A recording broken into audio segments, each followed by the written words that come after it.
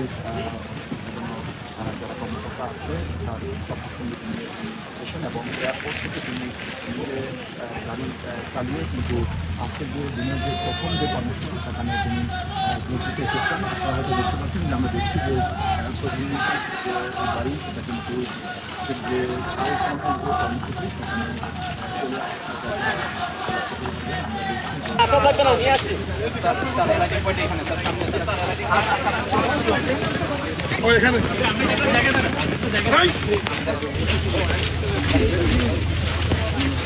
এই আসছে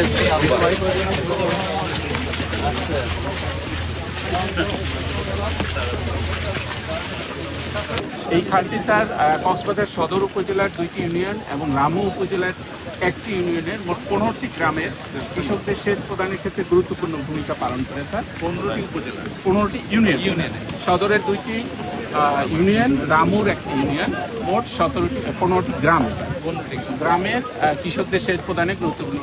খালটি sir total দৈর্ঘ্য 8 কিলোমিটার। এটি বাঁকখালী রিভার থেকে, বাঁকখালী নদী থেকে উৎপত্তি হয়ে স্যার এটি রামুর পাড়ি খালে পতিত হয়েছে স্যার।